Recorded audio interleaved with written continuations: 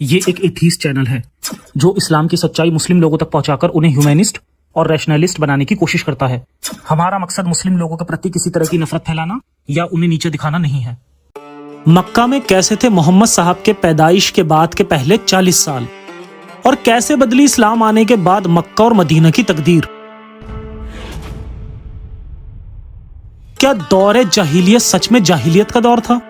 محمد صاحب نے اپنی زندگی کے پہلے 40 سال مکہ میں بے حد سکون سے ایک عام آدمی کے طور پر گزارے۔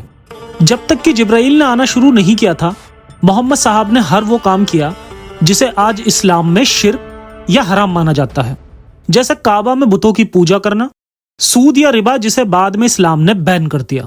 کیا دین آنے کے بعد ہی لوگوں میں صحیح غلط، سچ جھوٹ، حق باطل میں فرق کرنے کی عقل آئی ہے؟ کیا اس سے پہلے واقعی لوگ جہالت میں جی رہے تھے؟ ہمارے کچھ مومن بھائیوں کے خیال میں اسلام آنے سے پہلے لوگ بہت ہی انیتک یعنی بنا اصولوں کی زندگی جی رہے تھے۔ یہ اللہ کے رسول کا آسمان سے اترا دین ہی تھا جس نے انہیں ایک بہتر انسان بنایا۔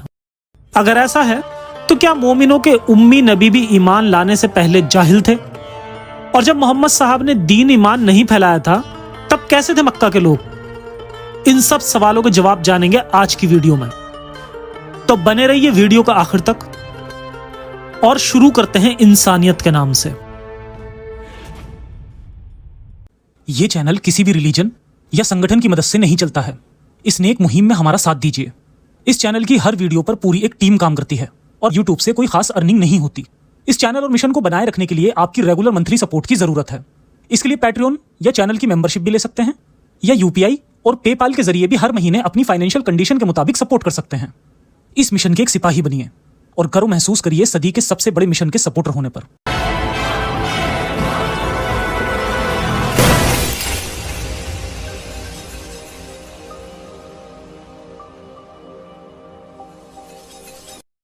مقدس شہر مکہ اسلامک اسکرپچرز کے ہی مطابق پرانے وقت سے ہی مکہ یمن سے سیریا جانے والے ویاپاریوں کا خاص شہر تھا۔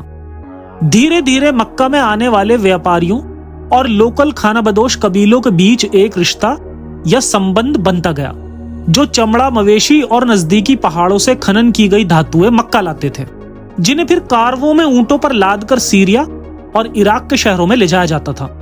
اسی سمے مکہ شہر عرب میں ایک نئی آرتھک اور سماجک شکتی کے روپ میں ابھرا۔ مکہ کی جغرافک لوکیشن یثرب یعنی مدینہ اور نصران کے نزدیک تھی، جو کہ یہودی اور عیسائی مذہب کے گڑھ تھے۔ ان سب خوبیوں نے مکہ شہر کو ایک ہی سمے میں کارواؤں کا خاص اسٹیشن اور ایک مقدس شہر بنا دیا تھا۔ مکہ واسیوں نے اپنے کارواں کو منزل تک پہنچانے کے لیے محفوظ راستے، پانی اور چارہ گاہ کے لیے بدو اور بائزنٹائن یعنی رومن دونوں کے ساتھ معاہدے یعنی سندھیاں کی تھیں۔ اس پورے علاقے سے گزر کر سیریا اور یوروپ جانے والے راستے کو اسپائس روٹ کہا گیا، کیونکہ بھارت اور ایسٹ ایشیا سے مسالے اسی راستے سے ہو کر یوروپ پہنچتے تھے۔ اسلام آنے سے پہلے مکہ میں قریش قبیلے کے لوگوں کا راج تھا۔ کیونکہ یہ کاروباری لوگ تھے، اس لیے مکہ 6ویں صدی تک ایک ٹریڈ سینٹر بن گیا تھا۔ عرب کے لوگ افریقہ سے یوروپ تک بڑے بڑے قافلے بنا کر اپنے مال کو بیچنے جاتے تھے۔ یہاں تک کہ محمد صاحب کے باپ عبداللہ بن عبد المطلب بھی بنو ہاشم قبیلے کے کاروباری تھے۔ پھر ان کے بیٹے نے بھی خدیجہ کے کاروبار کو آگے بڑھانے کے لیے سیریا اور حبشہ کی یاترائیں کی۔ ایسا مانا جاتا ہے کہ جس وقت محمد صاحب کے باپ عبداللہ کی الشام یعنی فلسطین یا سیریا ایریا کی یاترا کے دوران موت ہوئی، اس سمے محمد صاحب کی ماں امینہ گربھوتی تھی۔ اس کو بہتر جاننے کے لیے آپ میری سیریز دا محمد بھی دیکھ سکتے ہیں۔ ابن کثیر سے پتہ چلتا ہے کہ ایک بار محمد صاحب نے حبشہ کے بادشاہ نیگس کو مشک یعنی پرفیوم اور تانبے کا برتن گفٹ کے طور پہ بھجوایا تھا۔ معلوم ہوتا ہے کہ تانبا وہیں عرب کی کھدانوں سے ملتا رہا ہوگا، اور مشک یا عطر یہاں کے لوگ بھارت سے آیات کرتے ہوں گے اور پھر سیریا اور یوروپ تک اس کو بیچا جاتا ہوگا۔ اس کے علاوہ عرب کے دکشن بھارت کے ساتھ ویاپارک رشتے صدیوں پرانے رہے ہیں۔ سومیرین ریکارڈز کے مطابق عرب کاروباری کیرل کے مسالے، عطر اور چندن اور چائنا سے سلک جیسی چیزیں لے جا کر سیریا اور پھر یوروپ میں اونچے داموں پر بیچ کر منافع کماتے تھے۔ یہی وجہ رہی تھی کہ اس پورے علاقے میں لوگ امن پسند تھے، کیونکہ کاروباری لوگ جنگی سوچ کے حامی نہیں ہوتے۔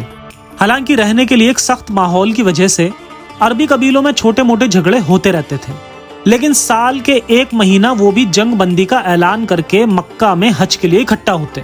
اس 1 مہینے کو حرام مہینہ کہا جاتا تھا۔ जिसमें खून बहाना, लड़ाई झगड़ा करना हराम यानी वर्जित होता था। 7वीं सदी तक बुतप्रस्त अरबी लोग काबा में बुतों के आगे सजदा करने और जमजम कुएं से पानी पीने आते रहे थे।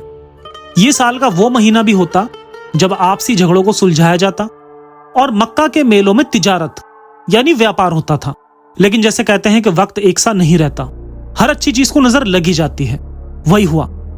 इस्लाम आने के बाद ना केवल पूरे इलाके में एक बदअमनी फैल गई, बल्कि भाई भाई में बैर बढ़ने लगा। लोग गुटों में बंटकर रह गए। ये बात भी एकदम साफ हो जाती है कि इस्लाम के तेजी से बढ़ने की खास वजह लोगों का लालच था। मिसाल के तौर पर मोहम्मद साहब ने दीन को दौलत के साथ जोड़ दिया, जिससे उनके साथी ये मान बैठे कि वो अल्लाह के रास्ते पर चलकर ही लोगों को मार रहे हैं और जो भी मालो दौलत वो लूटते उसे अल्लाह की तरफ से दिया इनाम समझकर बांट लेते। इस पूरे इलाके में बनु नजीर और बनु कुरैजा के यहूदी कबीले काफी खुशहाल समझे जाते थे। मोहम्मद और उसके साथियों ने कोई ना कोई बहाना बनाकर उनकी मालो दौलत को लूटा और औरतों को माल गनीमत समझकर आपस में बांट लिया।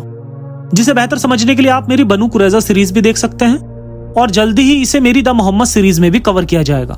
खैर, इसी तरह से मोहम्मद ने मुस्लिम और काफिर का फर्क डालकर ना सिर्फ अरब के कबीलों में आपसी रंजिश को बढ़ावा दिया, बल्कि काबा की भी बेहुरमती की, जो कि मैंने इस वीडियो में बताया भी था कि किस तरह अब्दुल्ला इब्ने खत्ताल का कत्ल किया गया था। अल्लाह का पैगंबर होने की वजह से मोहम्मद अल्लाह के घर में खून खराबा नहीं करेगा। और रसूलुल्लाह इब्न खत्ताल ने अलकाबा का पर्दा कसकर पकड़ा हुआ है, उसे वहीं कत्ल कर दो। काबा का इस्तेमाल कभी भी एक बागी की हिफाजत के लिए नहीं किया गया है। जहां तक गुलामों के अधिकारों की बात है, अक्सर बड़े बड़े मुस्लिम स्कॉलर ये कहते सुने जाते हैं कि इस्लाम ने गुलामों को सबसे ज्यादा अधिकार दिए। उन्हें तकसीम कर दो लोगों के अंदर और उनकी हैसियत गुलाम की और बांदी की होगी। उन्हें आप खिलाएं भी वो हुजूर फरमाते जो खुद खाते हो खिलाएं, जो खुद पहनते हो वो पहनाओ, अच्छे से अच्छा सलूक करो। तो क्या दीन आने से पहले अरब और बाकी दुनिया में गुलामों की हालत इससे बुरी थी? जी नहीं। सच तो यह है कि इस्लाम आने से पहले के अरब में गुलाम कीमत देकर मालिक से अपनी आजादी खरीद सकते थे, जबकि इस्लाम में गुलाम को आजाद करने का हक सिर्फ मालिक के पास ही रहा। बीवी जो है उसको यह हक भी हासिल है कि वो कभी चाहे तो आपसे सेपरेशन जो है वो हासिल कर ले। लेकिन ये जो मिल्कियत का तस्वुर है उसमें ये चीजें नहीं है, ना उसमें निकाह है, ना उसमें कोई विरासत का हिस्सा है, बल्कि वो तो खुद विरासत में मुंतकिल हो जाएंगे। अगर कोई शख्स जो है उसके कुछ बादियां थी तो उसके इंतकाल के बाद वो उसकी मिल्कियत उनकी जो है जैसे और प्रॉपर्टी जो है वो मुंतकिल होगी और से हो जाएगी। तो पहली बात तो ये चाहे अच्छी लगे चाहे बुरी, लेकिन आप इसको समझ लीजिए ऐसा सच के जैसे वो था मामला। और तो और मुसलमान काले गुलामों को खस्सी करके यानी उनको नामर्द बनाकर अपने हरम की पहरेदारी करवाते थे।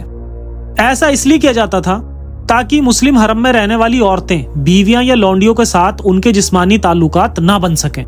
इसलिए अफ्रीका से बाहर के मुस्लिम समाज में काले लोगों की गिनती कम रही, जबकि गैर मुस्लिम देशों में गुलामों को खस्सी करने और अपनी कीमत चुकाने पर आजाद ना करने की कोई मिसाल नहीं मिलती।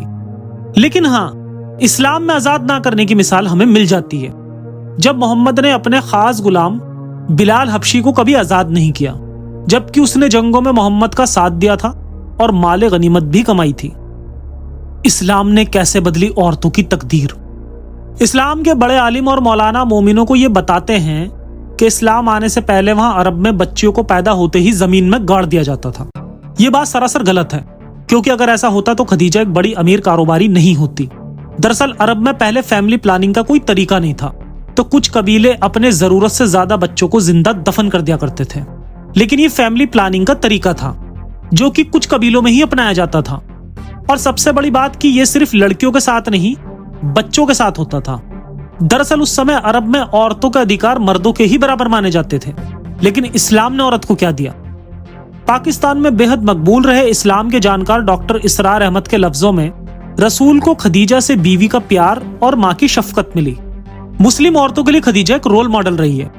उनकी जिंदगी में नजर डालें तो मोहम्मद साहब से खदीजा ने तीसरी शादी की थी। उस वक्त उनकी उम्र 40 साल थी। दुनिया में सबसे पहले इस्लाम अपनाने वाली खदीजा के बारे में कहा जाए कि अगर ये औरत ना होती तो इस्लाम ना होता, तो ये कहना गलत नहीं होगा। जहां इस्लामी देशों में आज औरतों को घर की 4 दीवारी के बाहर पैर रखने की भी इजाजत नहीं और गैर महरम से बात करने की भी मनाही है, और तो और उनकी जिंदगी में सारे फैसले पहले बाप और बाद में शोहर लेता है। खदीजा ने अपनी मर्जी से जिंदगी जी। वो एक आजाद ख्याल औरत थी, जिसकी मिसाल ये है कि जब उनको अपने चचेरे भाई का रिश्ता आया تو انہوں نے یہ کہہ کے منع کر دیا کہ وہ اپنے شوہر کو خود چنیں گی، بھلے ہی کاروبار وراثت میں ملا ہو۔ پر رسول کی پہلی بیوی نے اپنی سوجھ بوجھ اور عقل مندی سے اپنی دولت میں اضافہ کیا۔ اپنے کاروبار کو آگے بڑھانے کے لیے وہ قابل لوگوں کی تلاش میں رہتی تھی۔ یہی تلاش خدیجہ کو محمد تک لے گئی۔ محمد کو اس نے ایک قافلے کے ساتھ سیریا بھیجا اور رسول کی چالاکی اور دکھاوے سے پربھاوت ہو کر انہیں شادی کی پیشکش کی۔ شادی کے کچھ وقت بعد جب محمد صاحب کو پہلی بار جبرائیل نے آیت پڑھنے کے لیے کہا تو رسول بہت ڈر گئے۔ وہ سیدھے اپنی بیوی کے پاس گئے۔ یہ خدیجہ ہی تھی جس نے رسول کے دماغی پاگل پن یا مرگی کے دورے کو وحی یعنی خدا کا پیغام کا نام دیا۔ اسلام کو پھیلانے کے لیے خدیجہ نے نہ کیول آرتھک مدد کی بلکہ عرب قبیلوں کے امیر کاروباریوں جیسے ابو بکر اور عثمان کو محمد کا ساتھ دینے کو کہا اور دین کو بڑھانے کے لیے اپنی رسوخ کا استعمال کیا۔ ابن کثیر کے مطابق جب رسول ہیرا پہاڑ کی گفا میں ایکانت میں رہنے کے لیے جاتے تو خدیجہ اس بات کا خیال رکھتی کہ وہ اپنے ساتھ کچھ کھانے کا سامان اور پانی لے کر جائیں۔ حالانکہ یہ بات گلے نہیں اترتی کہ خدیجہ جیسی عقل مند عورت بھی محمد صاحب کے دماغی فطور کو اللہ کی طرف سے بھیجی وحی سمجھ بیٹھی ہو۔ کم و بیش اس نے محمد کی محبت میں ہی اس کے پاگل پن کو نبوت سے جوڑا ہو۔ اسلام سے پہلے کے عرب میں جہاں عورتیں کاروبار کرتی تھیں وہیں عورتوں نے مردوں کے ساتھ لڑائیوں تک میں حصہ لیا ہے، جیسے ہندا نے بھی جنگ احد میں حصہ لیا تھا۔ لیکن اسلام میں اللہ نے عورتوں کو اور خاص کر امت المومنین کو کہا تھا کہ پردے میں رہیں، لیکن عائشہ نے بھی اس کے الٹ جا کر جنگ جمل میں علی سے جنگ کی، جسے آپ میری خلافت کے خونی کھیل سیریز سے بھی سمجھ سکتے ہیں۔ خیر، یہاں سے پتہ چلتا ہے کہ عورتوں کا جنگ میں جانا یا کاروبار کرنا عام بات ہوگی اور پہلے بھی ایسا ہوتا رہا ہوگا۔ غور طلب ہے کہ مکہ فتح ہونے سے پہلے کعبہ کی چابیاں سلافہ اور حبہ نام کی دو عورتوں کے پاس بھی رہتی تھی۔ رابرٹ جی ہولی لینڈ کی عرب اتہاس پر لکھی کتاب عربیہ اینڈ دا عربس میں کئی ایتہاسک سروتوں کا حوالہ دیتے ہوئے عورتوں کا سماج میں رتبہ بتایا گیا ہے۔ ان ریفرنسز سے پتہ چلتا ہے کہ پورو اسلامک عرب کلچر ایسا تھا جس میں عورتیں کئی مردوں سے شادی کر سکتی تھیں۔ ماں بننے کے لیے وہ اپنے پسندیدہ شوہر چننے کے لیے اشتہار دے سکتی تھیں۔ وہ جب چاہیں انہیں اپنے شوہر یعنی اپنے پتیوں سے طلاق لینے کا حق تھا۔ اس کے علاوہ پری اسلامک دور کے عرب میں عورتیں آرتھک طور پر آزاد ہوتی تھیں اور عربیوں میں دیویوں کی پوجا کرنے کا رواج تھا، جیسے لات، منات اور عزا۔ یہ عرب کی مکھی دیویاں تھیں، لیکن اسلام پھیلنے کے ساتھ ہی ان دیویوں کی جگہ ایسے خدا نے لے لی جس نے عورتوں کی شناختی ختم کر دی، انہیں کالے ٹینٹ اور گھر کی چار دیواری میں بند کر کے رکھ دیا۔ اس میں یہ بات بھی جاننے لائق ہے کہ پری اسلامی دور میں اپر کلاس کی کچھ عورتیں ندیدتم مطلب عالم تک بنی، جبکہ اسلام میں کوئی عورت آج امامت بھی نہیں کر سکتی۔ اسلام سے پہلے کے عرب میں ان کو زیادہ ادھیکار ملتے تھے اور جائیداد میں حصہ بھی، جس کو بعد میں اسلام نے پوری طرح سے مردوں کی ملکیت بنا دیا۔ اس کے علاوہ عرب میں رسوخدار عورتیں پردہ کرتی تھیں، جبکہ نچلے طبقے کی عورتوں کو ایسا کرنا ضروری نہیں تھا۔ لیکن خود کو رسول چننے کے بعد محمد صاحب نے عمر کے کہنے پر ایک کالا تمبو سبھی عورتوں کے لیے لازمی کر دیا۔ اس کے ساتھ ہی یہ غور طلب ہے کہ اسلام میں آج عورتوں کی آدھی گواہی مانی جاتی ہے۔ مثلاً شریعت میں اگر کسی عورت کا ریپ ہو جاتا ہے تو اسے شہر قاضی کے سامنے 4 لوگوں کو پیش کرنا ہوگا، اور اگر 4 عورتیں گواہ ہیں تو ان کو 2 لوگوں کی گواہی مانا جائے گا، اور اس کنڈیشن میں 7 عورتوں کی گواہی ہونے کے بعد بھی اس عورت کو جھوٹا مانا جائے گا۔ پاکستان کے ایک شاعر نے بہت خوبصورتی سے اسلام میں عورتوں کی ضلالت کو 2 لائنوں میں سمیٹ دیا ہے۔ خدیجہ پوری گواہی تھی جس نبوت کی، اس نے ہی آدھی گواہی کا حق دیا اس کو۔ مذہب بدلنے کی آزادی۔ دین آنے سے پہلے عرب میں لوگ بہودیو وادی ہوتے تھے، یعنی کئی خداؤں کو پوجنے والے جو اپنی آستھا سے خدا کو مانتے تھے۔ کعبہ میں 360 مورتیوں کا ہونا اسی بات کی گواہی دیتا ہے کہ وہ سوسائٹی کتنی آزاد خیال رہی ہوگی۔ ہر مورتی ان کے قبیلوں کے خداؤں کو درشاتی تھی۔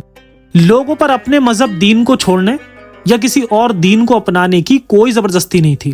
اسلام میں اس دور کو زمانہ جاہلیت مانا جاتا ہے، لیکن ایک فلسافیکل نظر سے دیکھیں تو پتہ چلتا ہے کہ وہ لوگ مسلمانوں کے مقابلے میں کہیں بہتر سوچ رکھتے تھے اور مذہبی نفرتوں سے کوسوں دور تھے۔ اس وقت عرب کے علاقوں میں مورتی پوجک، ناستک، زندیق، سیبینس یعنی تاروں کی پوجا کرنے والے، یہودی اور مسیحی دھرم کو ماننے والے لوگ مل جل کر رہتے تھے۔ مکہ میں رہنے والے لوگ دوسرے مذہب کے لوگوں کو بھی اپنے برابر سمجھتے تھے۔ یہی وجہ تھی کہ پہلی وحی یعنی خدا کے میسج آنے کے بعد جب محمد نے سبھی قبیلوں کے خداؤں کو برا بھلا کہنا شروع کیا تو لوگوں نے بڑا دل دکھاتے ہوئے رسول کا سر تن سے جدا نہیں کیا، جبکہ اسلام میں اللہ کے نبی کو نبی نہ ماننے پر بھی سر تن سے جدا کرنا آج تک چلا آ رہا ہے۔ ایک حدیث میں ابن عباس فرماتے ہیں، نبی نے کہا جو اپنا دین چھوڑ دے اسے مار ڈالو۔ عرب کے ریگستان میں جہاں لوگ اکثر کئی مہینوں ریگستان کی تپتی گرمی میں تجارتی دوروں پر رہتے تھے، اس سختی کو برداشت کرنے کے لیے اس سماج میں کئی شاعر اور کہانی کار ہوئے جنہوں نے اپنی نظموں سے لوگوں کو ان سختیوں کو سہنے کی ہمت دی۔ لیکن اسلام آنے کے بعد مکہ اور مدینہ میں رسول نے اپنے خلاف بولنے والے کسی بھی شاعر یا شاعرہ کو نہیں چھوڑا۔ اسلام میں شاعری کو اچھا عمل نہیں مانا جاتا، جبکہ محمد صاحب خود شاعری کرتے تھے اور مکہ کے لوگ خود کہتے تھے کہ وہ ہمیں پرانے قصے کہانیاں شاعری میں بول کر سناتا ہے۔ اتنا ہی نہیں، وہ محمد کو ایک گھٹیا شاعر سمجھتے تھے، اور ابو لہب کی بیوی نے خود قرآن سے بہتر شاعری لکھ کر محمد کو کرٹیسائز کیا تھا، جس کو ڈیٹیل میں جاننے کے لیے آپ میری دا محمد سیریز کی یہ والی ویڈیو بھی دیکھ سکتے ہیں۔ ابن اسحاق کے مطابق اسما بنت ماروان کو محمد کے کہنے پر قتل کر دیا گیا، کیونکہ اپنی نظموں سے وہ مدینہ کے لوگوں کو محمد کے خلاف اکساتی تھی۔ اس کے علاوہ محمد کے خلاف کچھ بھی بولنے والے کو زندہ نہیں چھوڑا گیا، جس سے یہ بات ثابت ہوتی ہے کہ اگر تلوار نہ ہوتی تو اسلام شروع ہونے سے پہلے ہی ختم ہو جاتا۔ عرب کے کاروباریوں کا ویاپار اس سمے مڈل ایسٹ سے لے کر پوروی ایشیا تک پھیلا ہوا تھا، جس سے ان علاقوں میں نئی منڈیاں اور ویاپارک میلے لگتے تھے۔ ایک ٹریڈیشن آج ہمیں دیکھنے کو ملتا ہے جس میں کعبے پر قرآن کی آیتوں کو سونے کی زری سے بن کر ایک غلاف ٹانگا جاتا ہے۔ دراصل یہ بھی پرانا ٹریڈیشن ہے۔ حج کے مہینے میں جو عرب میں تجارتی میلے لگتے تھے، ان میلوں میں ہر سال کئی بڑے بڑے مشاعرے آیوجت کیے جاتے تھے، اور جو بھی شاعر کم الفاظوں میں اپنے خدا کی شان میں بہترین شاعری بیان کرتا تھا اس کو انعام دیا جاتا تھا، اور اس کی شاعری کو دھاگوں سے بن کر غلاف بنا کر کعبے پر ٹانگا جاتا تھا، اور یہ پورے سال کعبے پر ٹنگا رہتا تھا۔ اس سے مکہ کے آس پاس کے علاقوں کے لوگوں کو کئی قصے کہانیاں سننے اور ایک دوسرے کے کلچر کو جاننے کا موقع ملا۔ مثال کے طور پر محمد نے ذوالقرنین کی کہانی اپنے کسی تجارتی دورے پر سنی ہوگی، جس کو یہودی عالموں نے غلط مانا تھا۔ یہ بہت ہی انٹرسٹنگ سا قصہ ہے، اسے جاننے کے لیے آپ میری دا محمد سیریز کی یہ والی ویڈیو دیکھ سکتے ہیں۔ خیر، اسی دور جہالت میں سمندر اور موسمی تبدیلیوں کو دیکھ کر بھوشیہ وانی کرنا بھی ایک عام بات تھی، جیسے سورج اور چاند گرہن جیسی عام آسمانی ہلچلوں کو قیامت کی نشانی سمجھنا۔ ہمارے مومن بھائیوں کو یہ سکھایا جاتا ہے کہ اسلام تلوار سے نہیں بلکہ مسلمانوں کے اخلاق سے پھیلا۔ اگر ایسا ہوتا تو اسلام میں کم سے کم اپنا دین بدلنے کی آزادی تو ہوتی۔ آج کی ویڈیو سے ہمیں پتہ چلتا ہے کہ اسلام سے پہلے کا عرب اسلام کے بعد کے عرب سے کہیں بہتر تھا، جبکہ اس دور کو آج اسلامک ورلڈ دور جاہلیت کہتا ہے۔ ایک ایتھیسٹ کے نظریے سے یہ بالکل بھی فرق نہیں ڈالتا کہ آپ ایک خدا میں مانتے ہیں یا ملٹیپل میں یا ایک میں بھی نہیں مانتے۔ اگر خدا ایگزسٹ بھی کرتا ہو اور اپنی کریشن سے تھوڑی سی بھی زیادہ عقل رکھتا ہو تو اس کو اس بات سے کوئی پریشانی نہیں ہونی چاہیے کہ اس کو کون کس نام سے بلا رہا ہے۔ جو خدا دنیا میں ہونے والے ظلموں پر آنکھ میچ لیتا ہو، چھوٹی بچیوں کے ساتھ غلط کرنے والے لوگوں کو نہ روک پاتا ہو، وہ خدا اس بات سے کیسے پریشان ہو سکتا ہے کہ لوگ اس کو ایک نہ سمجھ کر انیک سمجھیں یا اس کو کسی اور نام سے یا کسی اور روپ میں مانیں۔ دنیا میں بہت سارے ریلیجن آئے اور گئے، اور نہ جانے کتنے ایسے ہی آتے رہیں گے اور جاتے رہیں گے۔ اسلام کی کامیابی کے پیچھے اگر کسی کا ہاتھ ہے تو اس ہاتھ میں صرف تلوار ہے۔ اب تک دنیا میں جتنے بھی خدا کے رسول آئے ہیں، سب نے انسان کو یا تو صحیح راستہ دکھایا ہے یا کہیں کم سے کم دوسرے لوگوں سے نفرت کرنا نہیں سکھایا، جبکہ اسلام ایک ماتر ایسا دین ہے جس میں غیر مسلموں سے نفرت، یہاں تک کہ ایمان نہ لانے والے اپنے گھر والوں رشتہ داروں سے بھی دوستی نہ رکھنے کا شیطانی پاٹھ پڑھایا جاتا ہے۔ اسلام سے پہلے کا عرب ملٹیپل خداؤں میں مانتا تھا، اور اسلام کے بعد ایک خدا میں ماننے لگا، جس کے لیے لاکھوں لوگوں کو اپنی جان سے ہاتھ دھونا پڑا۔ نہ جانے کتنے معصوم بچوں کو غلامی کے بازاروں میں بیچا گیا، کیا صرف اس لیے کہ خدا کو اس بات سے پریشانی تھی کہ لوگ اس کو اللہ کے نام سے جانیں؟ اگر آپ کو یہی لگتا ہے تو شاید آپ کا ایمان آپ کی سمجھ پر حاوی ہو رہا ہے۔ سوتے کو جگانا آسان ہے، سونے کا ناٹک کرنے والے کو جگانا مشکل ہے۔ سونے کا ناٹک مت کریے، ایمان کی نیند سے نکل کر اصل ایمان کو پہچانیے۔ سلامت رہیں، انسانیت حافظ۔